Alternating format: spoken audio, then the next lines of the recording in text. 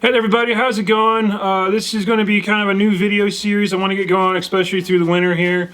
Personally, I got maybe about a foot or more snow outside. Foot high anyway, not just a foot of snow on the ground. But there's quite a bit of snow outside, and it doesn't look like it's going to be stopping anytime soon. So I'm going to do these kind of react, review, I don't know what to really call it yet. But talking to you guys this way and watching some old footage of mine this way.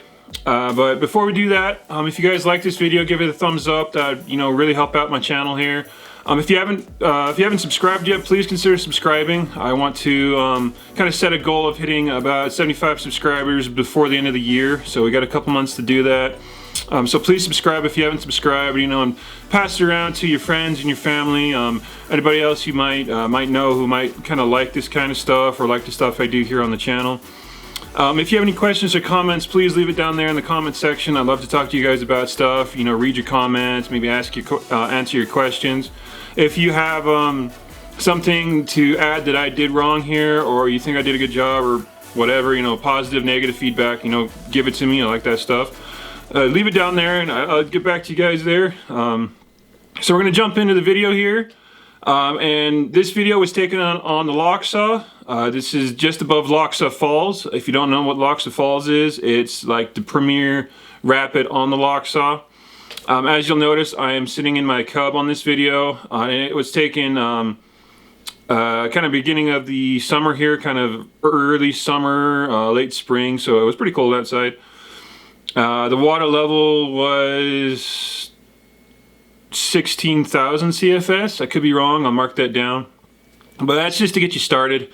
Also, this is my first time R1ing the Lochsa. It's my second trip on the Lochsa, but my first time R1ing it. So without further ado, let's jump into here. I'm going to speed this up a little bit so we get in the action there. Alright, here we go.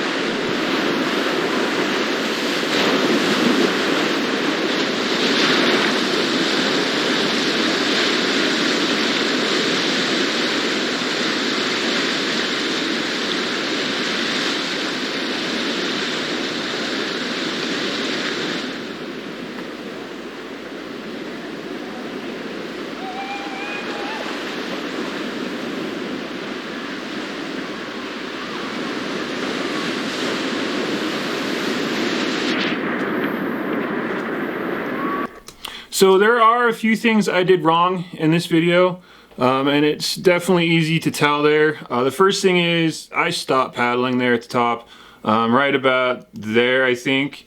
I basically stopped paddling, and I was kind of breaking the cardinal rule of whitewater and paddling through whitewater as you keeping your paddle moving. I stopped. And looking back on this, there are a couple of things that were going through my mind. The first off was, this was the one rapid, and I knew it was that one rapid that was going to flip me or put me in the water or do something like that. And as you just saw, it did. And another thing, like I said before, this is, during like the very, not my first trip in this boat, but the first probably 10 trips in this boat, and on this kind of volume of water. I never paddled this kind of volume of water in this boat before. And yeah, I did kind of freeze a little bit there. I definitely was a little freaked out there a little bit, but thankfully I was paddling with some friends, so I would not have done that trip or this trip if I didn't have friends with me. So the green cat down there, he actually picked me up after my swim here, and I swam a ways there. The cat picked me up right there, and he managed to pull me into shore. But I did get a little, or maybe more than a little bit of, crap for that. When I posted this on social media months ago, a lot of people were saying, like, why didn't you get back in your boat? What's the purpose of that green line if you didn't get back in your boat or used it to get back in your boat? And, the only response I could have for that was, I got shell-shocked going through there. Luckily, I did have my friends with me, or at least people I was paddling with me, so, they managed to, get me to shore, and I managed to get back in my boat. But it's definitely not my shining moment as a boater. or as an R1er. You know, I like to consider myself kind of a beginning R1er. Basically all my skills are self-taught. You know, I've never run into anyone who, you know, has taught me these skills. So, you know, I'm a self-taught R1er, and, you know, I take a little bit of pride in that, but, you know, I like to kind of share these moments that, you know, they're not glamorous, but I like to take them as, you know, learning points and move on from there. So basically, going back and looking at this, what I took from this was, you know, I stopped paddling right there. I did brace into the rapid, but, you know, that wasn't enough, and, you know, I swam a pretty good ways after that, and it's you know, it was just lessons learned for sure. The next clip we're gonna go into, I actually took all these lessons, and, you know, I said I would, you know, I look back on it as like at Lochsa Falls, I was rescued by my friends, and, you know, I took that to heart, and I didn't like doing that. You know, we're all out there to have fun, and, you know, and it's awesome to be out there paddling with buddies because they can pick you up if you have a little mishap like I did. But, you know, the next time I flipped, I was getting myself back into my boat, and I didn't care. You know, I was getting back in that boat to show my friends I am not the liability here. I can get myself back in that boat, and we can all have fun on the river. So we're gonna jump into that clip here.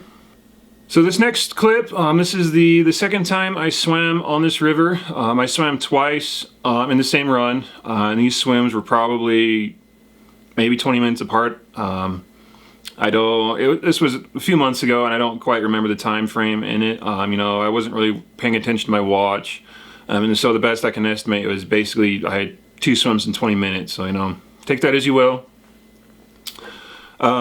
The rapid here is called Old Man, I believe. If you run the Lochsa, or if you know more about the Lochsa, please correct me if I'm wrong on that. But, you know, that's the name of the rapid that I was told, and, you know, that's all I can really remember from that. There are a few things before I start playing this video, if you want to, you know, kind of pay attention to. One of which is to pay attention to the cataract over on the right side, the far right side. You know, I would say the green boat, but every single boat right here is green, so that's an odd thing. But the cataract far right, the oarsman is wearing kind of a yellow and orange kind of suit and life jacket. So, you know, watch what happened to him, and you can kind of get into my mindset a little bit as I do this. I'll just play the video and we'll go from there.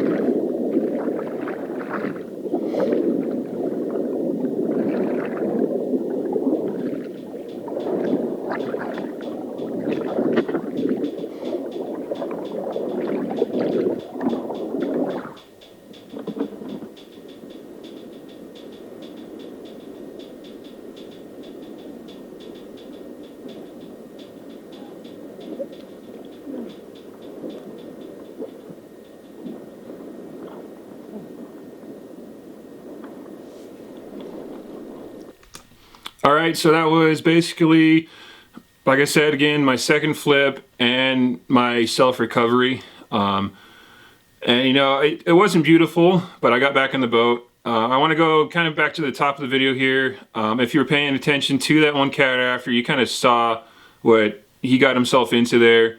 Right there he is. I don't know the name of this hole.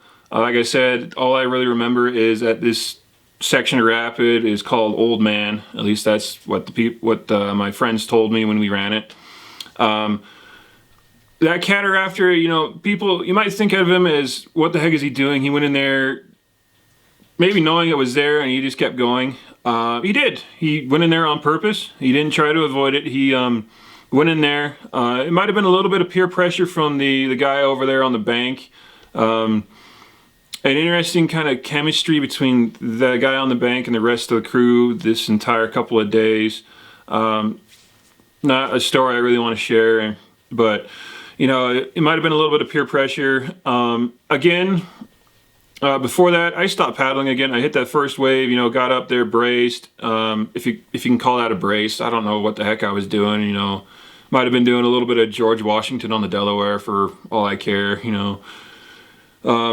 And you know, I kept going, and basically I was riding my inner tube.